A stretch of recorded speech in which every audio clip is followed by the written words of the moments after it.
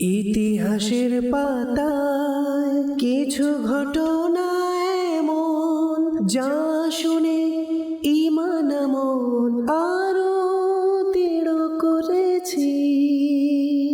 আলহামদুলিল্লাহ রাব্বিল আলামিন ওয়াসসালাতু ওয়াসসালামু আলা সাইয়্যিদিল মুরসালিন আম্মা বা'দ ফাআউযু বিল্লাহি মিনাশ শাইতানির রাজীম বিসমিল্লাহির রহমানির রহিম।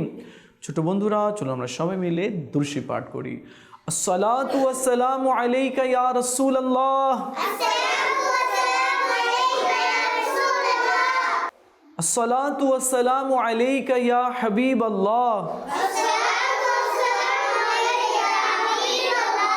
अस्सलातु वस्सलामु अलैका या नबी अल्लाह, व अला आलिका व सहाबिका या नूर अल्लाह।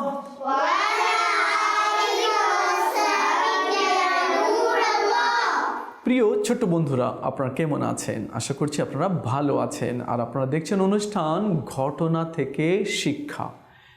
কিছু মজার মজার ঘটনা বলার চেষ্টা আমরা করে থাকি, আর সেই ঘটনা থেকে কিছু শিক্ষা অর্জন করার আমরা চেষ্টা করি। কেননা আমরা মুসলমান। আমরা যদি বুজুর্গদের, ওয়ালি আল্লাহদের, সাহাবাদের যদি দেখানো পথে চলি, তাদেরকে যদি আমরা অনুসরণ করি, অনুকরণ করি, তাহলে আল্লাহ তাআলা আমাদেরকেও তার পছন্দনীয় বান্দা হিসাবে কবুল করে নেবে। তো আমরা কখনো কখনো বুজুর্গদের ঘটনা শুনি, কখনো সাহাবীদের, কখনো আমার নবী সাল্লাল্লাহু আলাইহি সাল্লামের মুজিজা নিয়ে অনেক বিষয় এখানে চলে আসে। আজকেও আমরা এক ওয়ালি আল্লাহর ঘটনা শুনব। আর এই ঘটনার মধ্যে না অনেক কিছু শেখার রয়েছে, কেননা তারা সাকসেস হয়েছে। যত ওয়ালি আল্লাহ হয়েছেন তারা সবাই কামিয়াব হয়েছেন, সাকসেস হয়েছেন। আর এই কারণে আল্লাহ তাআলা তাদেরকে জান্নাতে উচ্চ মর্যাদা দান করেছেন। তাদের দুনিয়াতে কোনো ভয় নেই, কোনো টেনশন নেই, এবং আখিরাতেও তাদের কোনো ভয় নেই, কোনো টেনশন নেই। এক বুজুর্গ ছিলেন, তার নাম ছিল ইব্রাহিম বিন আদহাম রহমতুল্লাহি তাআলা আলাইহি। ইনি একসময় অনেক বড় বাদশাহ ছিলেন, বালাখ শহরের বাদশাহ ছিলেন। কিন্তু তার মনের মধ্যে আল্লাহকে পাওয়ার ইচ্ছা জাগলো কি না, আমি এগুলো করে কি করব? আমি আল্লাহ পাকের মারিফত অর্থাৎ পরিচয় লাভ করব। এজন্যই তিনি নিজের রাজ দরবার থেকে বেরিয়ে আসলেন আর জঙ্গলে চলে গেলেন। সেখানে ইবাদত করছেন, আল্লাহ পাকের জিকির করছেন, আল্লাহ আল্লাহ আল্লাহ জিকির করছেন, নামাজ পড়েন, রোজা রাখেন, তেলাওয়াত করেন, আল্লাহ রাব্বুল আলামিনের ধ্যানে মগ্ন থাকেন। তিনি তো রাজা ছিলেন, কিন্তু রাজ্য ছেড়ে দিয়ে, সব পোশাক ছেড়ে দিয়ে একটা চাদর পরে আর একটা কাপড় পরে তিনি ছিলেন। অনেক বছর অতিবাহিত হয়ে গেল জঙ্গলে। একদিন এক সিপাহী ঘোড়ার উপরে চড়ে কোথাও যাচ্ছিল, খুব অহংকার করে, দাপট সহকারে ঘোড়ার উপরে যাচ্ছে। যখন ওই বুজুর্গকে দেখলো, বলে এদিকে আসো, মানে অহংকারী সে ছিল, দুষ্ট ছিল সে। তো ওই বুজুর্গ চলে আসলেন, কি হয়েছে তুমি বলো তো, জনবসতি কোথায় আছে, মানে লোকালয় কোথায়, মানুষ কোথায় বসবাস করে, অ্যাড্রেস বলো। তো তিনি তো আল্লাহওয়ালা ছিলেন, তিনি তো ভালো কথাই বলবেন। তো তিনি বলেন, ওই যে তুমি ফেলে এসেছো, পিছনে চলে যাও, ডান দিকে যাবে, ওখানে শহর আছে। আচ্ছা, এভাবে ঘোড়া মাথাকে এভাবে ঘুরিয়ে টক টক টক করে যেতে লাগলো সেখানে।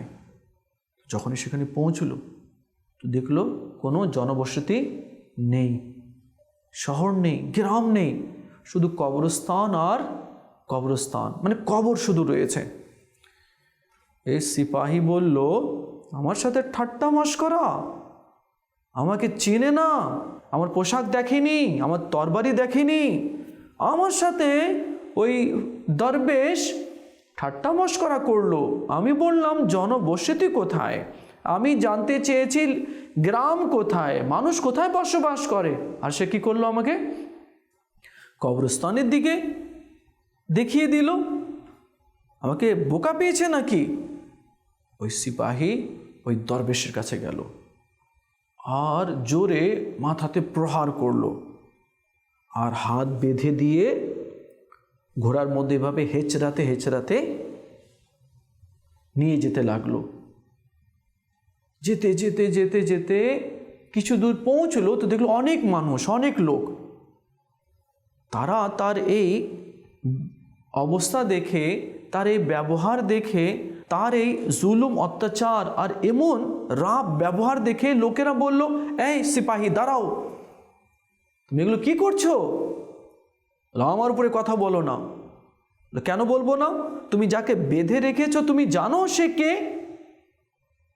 তিনি হচ্ছেন এই রাজ্যের বাদশাহ, বালাক শহরের তিনি বাদশাহ, ইব্রাহিম বিন আদহাম রহমতুল্লাহি তাআলা আলাইহি। সে বলে, আরে আমি তো তার চাকর, আমি তাকে এভাবে বেঁধে নিয়ে এসেছি, প্রহার করেছি। তাড়াতাড়ি ঘোড়া থেকে নেমে গেল। ঘোড়া থেকে নেমে বলল, হুজুর আমাকে মাফ করে দিন, আমাকে মাফ করে দিন, প্লিজ মাফ করে দিন, আমি আপনাকে চিনতে পারিনি। তো তিনি বললেন, আমি তো তোমাকে তো আগেই মাফ করে দিয়েছি। আমাকে মাফ করে দিয়েছেন? বলে, হ্যাঁ আমি তোমাকে তো আগেই মাফ করে দিয়েছি। কেননা কেউ যদি কাউকে মাফ করে দেয় আল্লাহ তাকে মাফ করে দেবে। সে লজ্জিত হলো, তাড়াতাড়ি ঘোড়া থেকে নেমে হাতের রশি খুলে দিল, রক্ত মুছে দিল, আর খুব বিনতি সহকারে বলতে লাগলো, হুজুর আমি তো লোকালয় সম্পর্কে জানতে চেয়েছিলাম কি মানুষ কোথায় বসবাস করে, তো আপনি আমাকে কবরস্থানের দিকে কেন দেখিয়ে দিলেন? তো তিনি বললেন, এই জন্য আমি তোমাকে কবরস্থানের দিকে দেখালাম কি সবাইকে একদিন তো সেখানেই চলে যেতে হবে। এই শহর, এই গ্রাম, হ্যাঁ, এই মহল্লা, এই লোকালয়, এগুলো সব একদিন ধ্বংস হয়ে যাবে, সব শেষ হয়ে যাবে, আর সবাইকে কোথায়? কবরে যেতে হবে। এই জন্য আমি তোমাকে ওই আসল শহরের দিকে ইঙ্গিত করেছিলাম, ওই আসল শহরের কথা তোমাকে জানিয়ে দিয়েছিলাম। সে অনেক অনুতপ্ত হলো কি উনি তো ভালোই করেছে, আমার বন্ধ চোখকে খুলে দিয়েছে। আমি উদাসীনতার মধ্যে ছিলাম, ইনি আমাকে জাগ্রত করেছে। বাস্তবে কি ক্ষমতা সব সময় মানুষের কাছে থাকে না, জোর থাকে না, শক্তি, অথরিটি, পাওয়ার, লিঙ্ক, যৌবন, সৌন্দর্যতা, হ্যাঁ, এগুলো সব সময় মানুষের কাছে থাকে না। আজ সে সুন্দর আছে, কাল তার চেহারাটা কালো হয়ে যাবে, বৃদ্ধ হয়ে যাবে, দুর্বল হয়ে যাবে, চামড়াগুলো ঝলসে পড়বে। তো এই যে ক্ষমতা, এই যে সৌন্দর্য, এগুলো সব সময় মানুষের থাকে না। সে অনেক শুকরিয়া আদায় করলো, থ্যাংক ইউ বলল, এরপরে সেই সিপাহী সেখান থেকে চলে গেল। আর তিনি ইব্রাহিম বিন আদহাম রহমতুল্লাহি তাআলা আলাইহি জঙ্গলের মধ্যেই ইবাদতে আবার মশগুল হয়ে গেলেন। এই ঘটনার মধ্যে না অনেক শিক্ষণীয় বিষয়গুলো রয়েছে। নাম্বার 1, আমি অনেক ইবাদত গুজার, আমি অনেক নামাজ পড়ি, অনেক কোরআন তেলাওয়াত করি, তাহাজ্জুদও পড়ি, এত এত আমল করি, তো এগুলো প্রকাশ করা যাবে না। ওই বুজুর্গ চাইলে বলতে পারতেন, তুমি আমাকে চেনো, আমি বালাক শহরের বাদশাহ ছিলাম, আমি এই এই আমল করি, কিন্তু তিনি এগুলো বলেননি, নিজেকে লুকিয়ে রেখেছেন। অনুরূপভাবে আমরা যা আমল করব, যা ভালো কাজ করব, এগুলোকে লুকিয়ে রাখব, প্রকাশ করব না। প্রকাশ করলে মাঝে মাঝে মানুষের মধ্যে অহংকারও চলে আসে। তো সব সময় নিজেকে লুকিয়ে রাখতে হবে। আমি কোরআন পাকের তেলাওয়াত বেশি বেশি করি, তো কাউকে বলা যাবে না। এইটাই হচ্ছে একটা ভালো মানুষের গুণ। আর এই সমস্ত গুণগুলো যাতে আমাদের মাঝেও চলে আসে। আর এই ঘটনা থেকে আমরা এও শিক্ষা অর্জন করলাম যে কারো যদি কোনো অথরিটি থাকে বা শরীরে অনেক বল আছে, ক্ষমতা আছে, তো সে যাতে এটার মিস ইউজ না করে, হ্যাঁ, এটা যাতে অপব্যবহার না করে, এদিকে খেয়াল রাখতে হবে। মনে করুন কি আপনার বাবা অনেক নামি মানুষ, এখন সেই কারণে আপনি গরিবের উপরে জুলুম করবেন, অসহায়ের উপরে জুলুম করবেন, এমন করা যাবে না। আমরা সব সময় মানুষের সাথে ভালো ব্যবহার করার চেষ্টা করব। প্রিয় ছোট্ট বন্ধুরা, আপনারা দেখছেন অনুষ্ঠান ঘটনা থেকে শিক্ষা। আর এই অনুষ্ঠান থেকে আমরা অনেক কিছু জানার চেষ্টাও করে থাকি।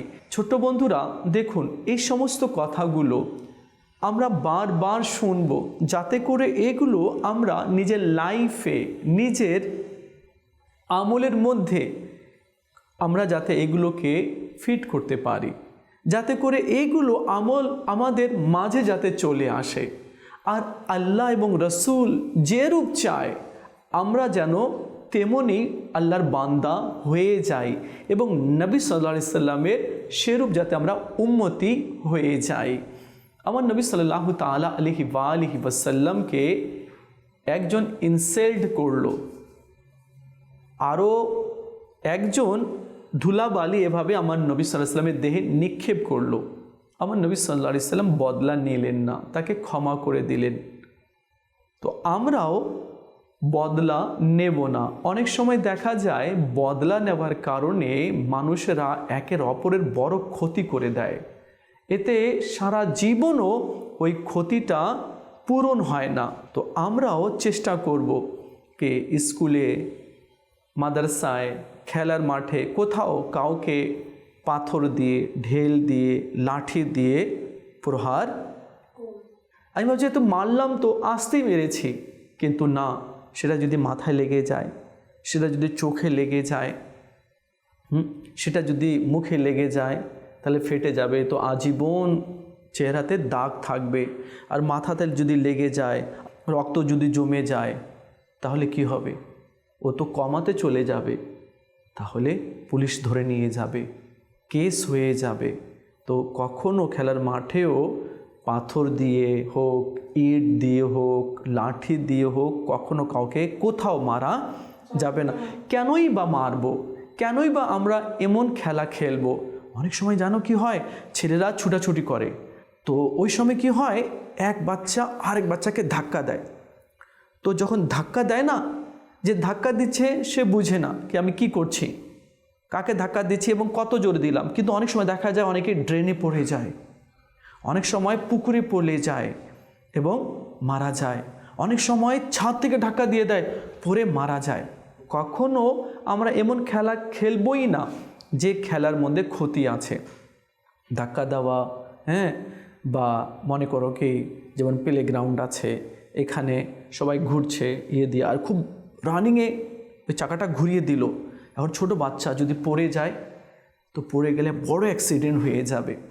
তো ছোট্ট বাচ্চাদেরকে এমন কোথাও বসানোও যাবে না কি যেখান থেকে পড়ার সম্ভাবনা রয়েছে। তো আমরা অনেক বিষয়ে সতর্ক অবলম্বন করার চেষ্টা করব। আচ্ছা, আমাদের নবী সাল্লাল্লাহু তাআলা আলাইহি ওয়াসাল্লাম নিজের কাজ নিজে করতেন। যেমন মা আয়েশা রাদিয়াল্লাহু তাআলা আনহা রান্না করতেন, তো আমার নবী সাল্লাল্লাহু আলাইহি ওয়াসাল্লাম বসে লাকড়ি দিয়ে দিতেন। আমার নবী সাল্লাল্লাহু আলাইহি ওয়াসাল্লাম মাঝে মাঝে কাপড়ও নিজে ধুতেন। আমাদের নবী সাল্লাল্লাহু আলাইহি ওয়াসাল্লাম নিজের কাজ নিজে করতেন। আচ্ছা, এখানে একটা কথা আছে, এখন তোমাদের থেকে আমি প্রশ্ন করি, আমরা তো সবাই খাই কি না?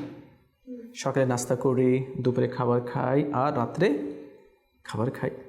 তো অনেক সময় দেখা যায় আমরা খানা তো খেলাম না, তারপরে আমরা উঠে চলে গেলাম, বেসিনে গিয়ে আমরা হাত ধুয়ে নিলাম, কিন্তু ওই যে প্লেটটা, আমরা কি যে প্লেটে খেয়েছি ওই প্লেট কি আমরা নিজে হাত দিয়ে ধুয়েছি, বা কখনো সেটাকে পরিষ্কার করার চেষ্টা করেছি? এখন আপনারা বলুন যে যখন আপনারা খেতে যান তো নিজের প্লেট নিজে ধোয়ার চেষ্টা করেন কি না? সত্য কথা বলবে, সত্য কথা। মাশাআল্লাহ। তাহলে 1 2 3 4, হ্যাঁ দেখো তো এও সত্য কথা বলেছে। হ্যাঁ, মাশাআল্লাহ। তো সব সময় আমরা শুনেছি না, সব সময় সত্য কথা বলতে হবে। প্লেট ধুয়ে প্লেটটা কি করি? আমরা খাওয়া দাওয়া শেষে প্লেট ধুয়ে যেখানে প্লেট থাকে ওইখানে রেখে দিই। মাশাআল্লাহ। প্রিয় ছোট বন্ধুরা, বাড়ির ছোট ছোট কাজগুলো নিজের হাত দিয়ে করার আমরা এখন থেকে চেষ্টা করব। অনেক সময় দেখা যায় ঘরে ময়লা আবর্জনা পড়ে রয়েছে, কিছু প্লাস্টিক অথবা কিছু কাগজ বা অন্যান্য কিছু পড়ে থাকে, দেখেও আমরা সেগুলো ইগনোর করি, না এটা করা যাবে না, কেননা আমি এখানে থাকি, আমি আর কত কষ্ট দেব মাকে। মা সকালে উঠে নাস্তা বানায়, সবাইকে রেডি করে, এরপরে স্কুলে মাদ্রাসায় পাঠায়, এরপরে ঘরের এত কাজ, আবার রান্না, আবার ঘর মোছা, কাপড় ধোয়া, অনেকগুলো কাজ, এরপরে দুপুরের রান্না, রাত্রের রান্না, তো এতগুলো কাজ করে, আমরা কি এতটুকু করতে পারি না? এই ঘরটায় আমি একটু ঝাড়ু দিয়ে দিলাম। আর ঘরের যারা অভিভাবক রয়েছেন তারাও ছোট থেকে নিজের বাচ্চাদেরকে প্র্যাকটিস করাবে, যেমন জুতা আছে নিজে যাতে পলিশ করে নেয়, ঘরের যে বাসন আছে খাবার শেষে সে যাতে নিজেই ধুয়ে নেয়, কাপড় আছে তো যাতে সে নিজেই কাপড় পরে, মোজা আছে তো মোজাও যাতে নিজেই পরে, জুতার পরে ফিতা বাঁধার সে যাতে নিজেই এগুলো প্র্যাকটিস করে। কেননা অনেক সময় দেখা যায় বাচ্চা বড় হয়ে গেছে, তারপরেও তাকে কাপড় পরিয়ে দিতে হয়, জুতা পরিয়ে দিতে হয়, ব্যাগ রেডি করে দিতে হয়, পেন্সিল কোথায়, কাটার কোথায়, রাবার কোথায়, এগুলো সব খুঁজে খুঁজে দিতে হয় না। আমরা 1-2 বার শিখিয়ে দিব, তো নিজের ব্যাগ আমরা নিজে রেডি করব। কাটার কোথায়, বক্সে রাখতে হবে, পেন্সিল বক্সে রাখতে হবে, হ্যাঁ, তারপর রাবার বক্সে রাখতে হবে, এরপরে খাতা, হ্যাঁ, কপি, বই সব নিজে সাজিয়ে গুছিয়ে চেন লাগিয়ে যেখানে থাকে সেখানে রেখে দিতে হবে। এটা না পেন্সিল ওই দিকে, রাবার ওই দিকে, হ্যাঁ, কপি যে আছে সেটা জানি না কোথায় পড়ে রয়েছে, এই ঘরে কি ওই ঘরে, ব্যাগ চেন ছিঁড়ে গেছে, না, এগুলো নিজেকে এগুলো সব গুছিয়ে নিতে হবে। তো আমরা সবাই নিয়ত করি এখন থেকে কি আমাদের যে স্কুল ড্রেস, জুতো, মোজা এবং ব্যাগ যাবতীয় যা কিছু আছে আমার ইউজের, এগুলো সব আমি গুছিয়ে রাখার চেষ্টা করব। কারা কারা নিয়ত করছে? সবাই গুছিয়ে রাখবো ইনশাআল্লাহ। এখন থেকে আমরা সবাই গুছিয়ে রাখার চেষ্টা করব। মাকে বেশি কষ্ট দেব না, বাবাকে বেশি কষ্ট দেব না। আচ্ছা, আমি যে কথাগুলো বললাম এই কথাগুলো আবার রিপিট কে করবে? যাতে করে, কেননা এখানে তো বলা হচ্ছে যাতে এগুলো আমাদের প্র্যাকটিসের মধ্যে চলে আসে। চলুন, কে বলবেন কি আমরা নিজের খাতা, কলম, ব্যাগ গুছিয়ে রাখবো? মানে আজকে নিয়ত করতে হবে, আর নিয়তটা জাহিরও করতে হবে। জি, আমরা খাতা, কলম, পেন্সিল গুছিয়ে রাখবো। খাওয়া শেষে প্লেটটা ধুয়ে প্লেটের জায়গায় রাখবো। আমরা নিজে নিজে আমাদের কাজ করব, কাউকে দিয়ে আমাদের কাজ করাবো না। মাশাআল্লাহ, ইনশাআল্লাহ, মাশাআল্লাহ, মাশাআল্লাহ। অনুরূপভাবে ছোট বন্ধুরা, আপনাদেরকেও এভাবে করে নিজের কাজগুলো নিজে করে নিতে হবে। তখন তো সবাই আপনাকে ভালোবাসবে, এই ছেলেটা খুব ভালো, দেখো তো। তখন আপনার আম্মু সবাইকে বলবে আমার যে ছেলেটা আছে না, ও নিজের কাজ নিজেই করে নেয়, ও নিজেই নাস্তা করে। আচ্ছা হ্যাঁ, এখানে আরেকটি কথা আছে, অনেক সময় দেখা যায় ছেলে বড় হয়ে গিয়েছে, মেয়ে বড় হয়ে গেছে, মা এখনও খাওয়ায় দেয় তো সে খায়, পানি পান করিয়ে দেয় তো পানি পান করে। এর আগে নিজে নিজে অনেক বাচ্চা আছে খাবার খায় না, আছে না? তো আমরা নিজে নিজে খাওয়ার চেষ্টা করব। আম্মুকে এত কষ্ট দেব না। দেখা যায় আম্মু এই কাজও করছে আর এক হাত দিয়ে খাইয়ে দিচ্ছে, এত বড় হয়ে গিয়েছে, তো কষ্ট হয় না? তো প্লেটে আমরা খাবার নিয়ে নিব যতটুকু প্রয়োজন হয়, আম্মুকে বলে দেব বাস আমি এতটুকু খাই, আচ্ছা ঠিক আছে। আচ্ছা, খাবারের মধ্যে কি করতে হবে? খাবারের মধ্যে সবজিও খেতে হবে। সবজি খেলে দেহে ভিটামিন আসবে। তো অনেক বাচ্চা আছে না, সবজি খায় না, ফুলকপি খায় না, পটল খায় না, সিম খায় না, অনেক বাচ্চা আছে মাছ খায় না, আমি খাই না, আমাকে ভাল লাগে না। না, মাছও খেতে হবে, সবজিও খেতে হবে। যত সবজি আছে সব সবজিগুলো খেতে হবে, এতে দেহে ভিটামিন হবে। দেহের যে কিছু রোগ আছে ওই সবজির কারণে রোগগুলো দূর হয়ে যাবে। তো আমরা সবাই নিয়ত করি এখন থেকে বাড়িতে যা যা রান্না হবে আমরা সব খাবারই খাবো ইনশাআল্লাহ। প্রিয় ছোট বন্ধুরা, আপনারা দেখছেন অনুষ্ঠান ঘটনা থেকে শিক্ষা। আর আমরা কিছু কিছু বাড়িতে কিভাবে থাকতে হবে, কি খেতে হবে তার সম্পর্কেও আমরা জানার চেষ্টা করে থাকি। তো আজকে আমরা অনেক কিছু শিখেছি, অনেক কিছু জানার চেষ্টা করেছি। ছোট বন্ধুরাও অনেক কিছু বলেছেন এবং নিয়ত করেছেন। আপনারা নিয়ত করে নিন এখন থেকে নিজের কাজ নিজে করব, আর বাড়িতে যা রান্না হবে তা আমরা খাবার চেষ্টা করব। আর হ্যাঁ, নিজে নিজে খাওয়ার চেষ্টা করব। দেখা হবে আগামী পর্বে আরেকটি বিষয় নিয়ে আলোচনা করব। ততক্ষণ ভালো থাকুন আর মাদিনী চ্যানেলের সঙ্গেই থাকুন। সাল্লু আলাল হাবিব সাল্লাল্লাহু তাআলা আলা মুহাম্মদ সাল্লাল্লাহু আলাইহি ওয়াসাল্লাম। ইতিহাসের পাতায় কিছু ঘটনা এমন যা শুনে